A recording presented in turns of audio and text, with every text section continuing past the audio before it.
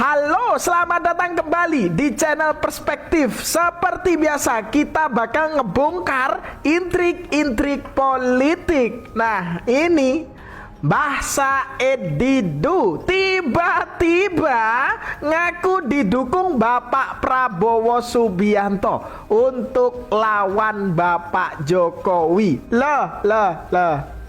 Apa iya seperti itu, Mbah? Kok kayaknya mbah-mbah satu ini ya ngibul lagi gitu loh. Ya soalnya Bang Hasan Nasbi ini aja sampai ngetawain ya tingkah konyol mbah satu ini. Tak cuma Bang Hasan Nasbi, Bang Burhanuddin Muhtadi pun dengan jelas menyebut ya Pak Prabowo itu sosok kesatria yang pantang berkhianat, apalagi ke Pak Jokowi. Nah loh, mau buat kibulan apa lagi, Mbah? Ingat loh ya kata Bapak Prabowo Subianto, Pak Prabowo itu kawan Bapak Jokowi, bukan lawan Bapak Jokowi. Waduh. Ya, gimana ini menurut kalian ya? Ya mending kita coba cari faktanya di video berikut ini. Jadi misalnya tadi itu yang kita diskon aja lah bilang itu bahwa Pak Prabowo sudah setuju untuk melawan oligarki, melawan geng Solo dan melawan Parcok. Jadi diskon aja. Ngarang banget. Kalau mau melawan geng Solo, seperti kata saya Didu, wakil presidennya Pak Prabowo itu Gibran. Nah, coba diinget-inget lagi tuh Said Didu ya. Hari ini yang menunjukkan bahwa Pak Prabowo ingin berseberangan atau mau berseberangan dengan Pak Jokowi. Orang semangatnya semangat merangkul kok. Orang ini yang nggak punya kekuatan politik real aja dirangkul kok. Apalagi misalnya Pak Jokowi dengan kekuatan politik dia yang besar dan real. Masa iya demi Said Didu dan kawan-kawan Pak Prabowo, oh ya saya mau merangkul Said Didu deh, saya bisa aja sama. Nah, itu kan berarti kan iya Pak mungkin. sama aja kita berpikir bahwa Pak Prabowo nggak bisa hitung-hitungan. Benar sekali Bang. Matang sekali hitung-hitungan beliau. Ya orang ini dirangkul kan nggak apa-apa untuk diyakinkan. Syukur-syukur mau yakin. Kalau nggak yakin ya terserah. Kalau mereka keluar nanti tetap dengan narasi mereka, kan memang oposisi mereka udah seperti itu. Jadi diskon aja. Mau ganti apa? Pak Prabowo setuju berdasarkan usulan mereka mau ganti Kapolri. Nggak perlu ada kalian kalau mau ganti Kapolri. Syukur selembar surat ke DPR untuk fit and proper test, selembar surat aja presiden tanda tangan selesai. Nah, emang ya. Kok bisa-bisanya gitu loh. Mbah Said Didu ngeklaim Bapak Prabowo Subianto ini sepakat ya melawan Bapak Jokowi. Dan ini tadi Bang Hasan Nasbi ya seakan-akan mengatakan mimpi kalian. Aduh. Ya jangan kebanyakan ngarang, Mbah. Jangan kebanyakan ngarang. Bapak Prabowo itu kesatria, bukan tukang nusuk kawan. Ya, itu loh yang terpenting. Akhirnya Pak Prabowo pasang badan membela Jokowi. Prabowo tak terima Jokowi dijadikan objek cari duit oleh gerombolan Roy Suryo dengan tudung ijazah palsu. Siapapun di belakang proyek ijazah ini, Prabowo akan mencukur abis, tak pandang bulu, mau jenderal bintang ataupun pimpinan partai. Nyukur habis Roy Suryo sampai semakin gundul cemas, ya. Sudah makan duit pesanan politik, kini dia harus berhadapan dengan hukum. Berikut cuplikan videonya. Dan saya beri peringatan, apakah ada orang-orang besar, orang-orang kuat, jenderal-jenderal dari manapun, apakah jenderal dari TNI atau jenderal dari polisi atau mantan jenderal,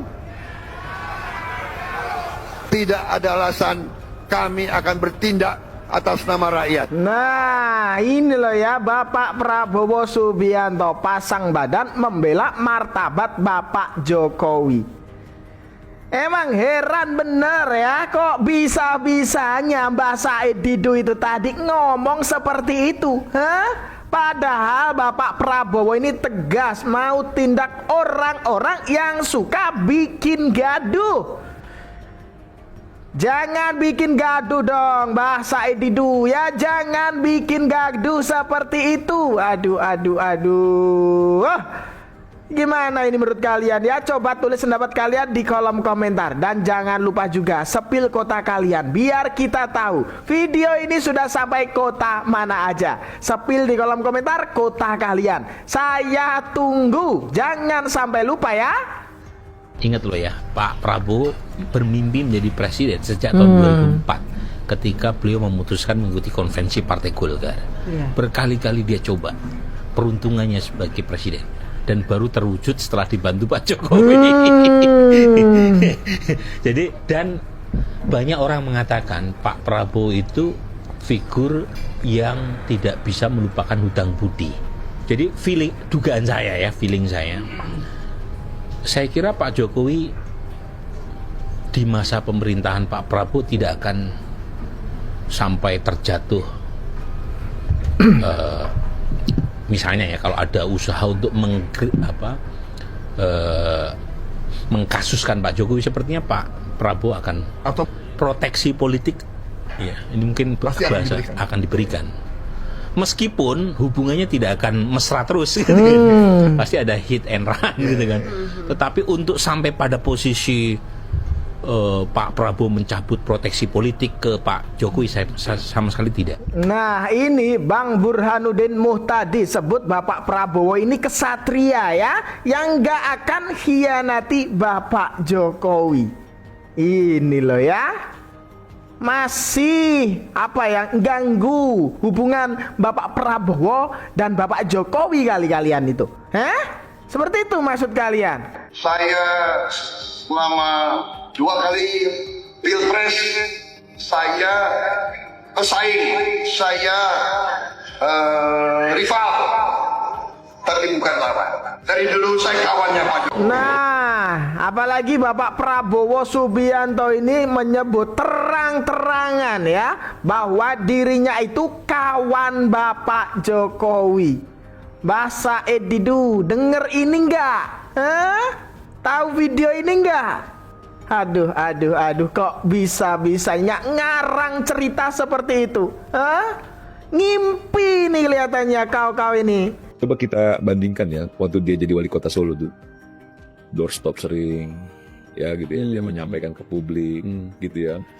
Saat ini aja itu staf khususnya Mas Wapres itu cuma 3 bro, dan tidak ada jubir. Betul. Pak Maruf Amin itu pakai 8 dia, pakai jubir, gitu ya. Pak JK pakai jubir, gitu ya. Kalau undang-undang 11 dia pakai jubir. Mas Gibran itu 3 orang aja tuh, staf khususnya yang tidak jubir. Bahkan lucunya lagi, Tina Talisa yang backgroundnya itu di jurnalis nggak dijadikan jubir juga gitu loh, nggak dijadikan juga bidang komunikasi, karena dia tidak mau melampaui Pak Prabowo.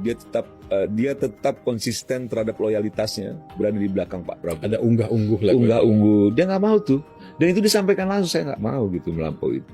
Bahkan kalau Mas Wapresnya itu pergi dinas ini, tugas negara ke jangankan ke luar negeri, ke luar kota saja, lapor bro. Dia sampaikan itu, kalau nggak langsung ke Pak Prabowo ya melalui stafnya, melalui Seskap, dia sampaikan bahwa saya mau ke sana ini, kan begitu ya. Pulang lapor lagi biasanya. Iya, ada kendala atau tidak kan begitu kan, kayak gitu loh. Jadi kalau misalnya dianggap bahwa itu kurang pas gitu, gak jalan bro, kurang loyalitas apa itu? Dan tidak ada itu namanya kita dibisik-bisik gitu, misalnya pelan-pelan kerjain ini, kerjain itu, nggak ada. Yang ada sudah, makanya kok banyak orang sok tahu ini, sok tahu di luar itu gitu, yang seolah-olah bahwa kita sedang merancang sesuatu supaya Mas Gibrannya segera. Jangan-jangan orang-orang itu yang mau mengkudeta Pak Prabowo tuh melalui visi yang jauh lebih besar dari Wah, ini loh ya, ada dari Bang Mardiansah Semar yang mengatakan Mas Gibran tidak berambisi maju sebagai capres 2029. Ya artinya ya, narasi Mas Gibran akan lawan Bapak Prabowo di 2029 itu adalah narasi yang dibuat untuk memisahkan Bapak Prabowo dan Mas Gibran Raka Buming Raka. Emang ya, banyak orang yang sok tahu banget, ya kan? Ya gimana ya? Mas Gibran Raka Buming Raka ini pasti memegang omongan teguh ya. Pesan dari Bapak Jokowi, ojo kemajon. Itu loh. Waduh, ya enggak? Gimana ini menurut kalian? Yuk kita lanjutkan saja video berikutnya. Di tengah kabar reshuffle kabinet yang kian kencang, nama Presiden ke-7 RI Joko Widodo atau Jokowi mencuat sebagai calon kuat anggota Dewan Pertimbangan Presiden atau One Team Press. Ini Isu ini bukan sekedar soal posisi, melainkan dibaca sebagai sinyal penting penguatan poros Solo Hambalang dalam fase awal pemerintahan Presiden Prabowo Subianto. Kabar reshuffle kabinet jilid 5. ya kalau ini terjadi ya kan, RRT dan pendukungnya semakin apa? Cenut itu kepalanya ya. Isu kuat Bapak Jokowi akan diangkat Watimpres oleh Bapak Prabowo Subianto. Akan kembali ke istana. Waduh. Ini jelas membuat para pembenci Bapak Jokowi, Pak, malah seribet kan? Ini jelas membuat para pembenci Bapak Jokowi itu kepalanya cenut ini jelas. Waduh. Ini gimana ini menurut kalian? Coba tulis pendapat kalian di kolom komentar ya. Dan kita lanjutkan saja video berikutnya. Kalau kita percaya dengan masalah Gibran, Jokowinya akan maksul hidupnya. Pasti. Nah ini dia akan kemudian mengalami drop kehidupannya dan akan kemudian akan hancur semuanya. Hancur. Kalau yang Tribrata 1 atau Kapolri itu harusnya kalau melihat pembangkangannya tadi yang disampaikan Pak Saididu sudah betul. Harusnya kalau sudah 3 kali melakukan pembangkangan, yaitu harusnya sudah dicopot harusnya. Bukan, nggak perlu kita tunggu aja atau kita desak Pak Prabowo untuk melakukan itu. Tapi untuk Gibran itu sudah telak, sudah jelas. Kotoran ya telak itu atau apa? Telek ya itu, salah. Ada buku Gibran Black Paper yang saya tulis, Black Chapter yang saya tulis. Itu nanti akan menjelaskan soal keburukannya dan hinaannya Gibran terhadap Pak Prabowo. Kalau Pak Prabowo sendiri mungkin kemarin belum terlalu dengar itu, harusnya sangat-sangat marah. Masa presiden dibilangin tinggal 1 bijinya? Ngawur ini mulut, emang ngawur banget. Jadi keterlaluan. Dan ini jangan sampai terjadi seperti yang dilakukan sekarang. Hari-hari ini terjadi rekayasa. Rekayasa apa? Bukti baru. Katanya ditemukan buku alumni. Itu rekayasa. Ya kan? Itu buku yang seolah-olah dibuat lama. Kepalanya ini gitu. Keras banget. Gampang. Tinggal dicetak baru, dikasih kertas yang agak lama, disimpan dalam tanah kira-kira 5 hari udah jadi kayak gitu. Betul. Dan saya bilang informasi A1 Bapak dan Ibu sekalian. Hari-hari ini juga lagi terjadi ada silent operation. Ini saya dapat info dari Australia kemarin sudah saya bilang, tapi ini perlu jauh amat. Ada rombongan dari kantor sekretariat wakil presiden. Terus mendatangi UTS Insearch. Nanti kalau tiba-tiba UTS Insearch itu keluar satu surat tertentu, ya, itu berarti sama dengan apa yang dilakukan kemarin ketika MBIS. Halah. Ya ini tadi Roy Suryo. Ternyata target gerombolan 1 ini ya ternyata untuk menghancurkan Bapak Jokowi sehancur-hancurnya katanya. Segala cara dicoba. Dari narasi dipelintir lah, isu diulang-ulang lah, sampai bikin gaduh tanpa henti mereka itu. Jelas mereka ini bukan cari kebenaran, tapi cari ribut doang, ya. Masalahnya makin dipaksa, ya makin kelihatan niat asli mereka, ya enggak? Jelas publik enggak sebodoh yang mereka kira, ya enggak? Aduh. Kok bisa-bisanya ya?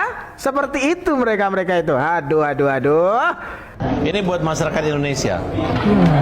Peradilan nanti ini adalah peradilan sangat mudah, ya. Karena UGM tidak pernah menyatakan ijazah ini palsu. Nah, Sedangkan lembaga yang berwenang menyatakan legalitas daripada ijazah itu menyatakan asli. Seandainya ijazah ini palsu, orang pertama yang melaporkan itu adalah UGM. nah, Mereka hanya karena berdasarkan unggahan tanpa memiliki ijazah asli pembanding maupun tidak memiliki legal standing, mereka hanya tujuan untuk mempermalukan. Dari awal saya katakan ini motif ekonomi. Masyarakat perlu ketahui persidangan ini sebenarnya nggak perlu panjang-panjang. Harusnya mereka nggak usah tanpa persidangan, di penjara aja sesuai tuntutan maksimal 5 tahun. Kenapa? Karena mereka tidak kan waktu kita gugat di perdata kan melibatkan termasuk Pak Jokowi juga termasuk turut tergugat, kemudian UGM, Kapolri, tapi mereka nggak hadir, Roy Suryo. Kenapa? Tujuannya adalah untuk mempermalukan. Mudah-mudahan Polda Metro Jaya segera menahan agar mereka tidak banyak ngomong lagi. Karena selama mereka tidak ditahan, sampai sekarang Egy Sujana aja kemarin minta maaf masih ngoceh-ngoceh. Tapi saya yakin apa yang dilakukan Egy Sujana, dia malu menyangkut harga dirinya dia. Ya udahlah. Tapi yang penting Egy Sujana datang ke Solo, minta maaf, KO 100-0, menang Andi Aswan. Ya, Bang Farhad Abbas ini tadi ngingetin maksud saya, ngingetin RRT, siap-siap masuk bui. Nah lo, tapi ya mereka itu ya kalau dikasih tahu emang susah banget, keras kepala mereka itu ya kan? Ya karena mereka itu masih mikir kelihatannya masih mikir kalau otaknya itu paling bener. Ya jadinya ngeyel terus tiap hari, iya enggak? Assalamualaikum warahmatullahi wabarakatuh. Waalaikumsalam. Bapak Ibu yang saya hormati, terima kasih dengan kesempatan saya untuk bicara ini. Masalah ijazah Jokowi, saya udah katakan sejak beberapa waktu yang lalu, udah final. Jokowi itu tidak punya ijazah S1 Fakultas Kehutanan UGM. Alah, ini profil Sunarko, ex Danjen Kopassus yang selundukan senjata. Ternyata pembenci Bapak Jokowi ini rata-rata pernah tersandung kasus toh ternyata. Itu brengosnya tebel banget. Aduh, kok sampai segitunya ya? Saya Sunarko. Oh ini. Adanya penyalahgunaan. Mbak Sunarko dari Balai Sibu, Roy Suryo. Nah. Terus kau mencela-cela polisi. Nah. Anding kau bantu ya bapaknya Prada Luki. Dan kau uruslah instansimu yang saat ini udah hampir bobrok karena banyak oknum yang makin merajalela tiap hari. Hari ini lagi tuh ada tuh berita ya pemerampokan truk di tol Lampung. Waduh. Salah satunya juga juniormu. Ya, gak usah ngurus-ngurusin Roy Suryo itu. Sayang kapasitasmu Pak sebagai mantan Danjen Kopassus. Ngurusin model Roy Suryo begitu. Nah ini loh Bapak Sunarko ya, dikasih tahu sama netizen, nggak usah lah ya teriak-teriak bela Roy Suryo ya, daripada capek ya itu kumis rontok satu persatu ya, nggak usah lah ya, nggak usah teriak-teriak seperti itu. Aduh, gimana ini menurut kalian ya kalau sudah seperti ini? Tulis pendapat kalian di kolom komentar ya. Dan itu tadi sedikit informasi yang dapat saya sampaikan dalam video kali ini. Jangan lupa subscribe channel Perspektif, dan jangan lupa juga share video ini ke grup WhatsApp atau yang lainnya itu. Ada kurang lebihnya saya mohon maaf ya. Sekian dari saya, terima kasih.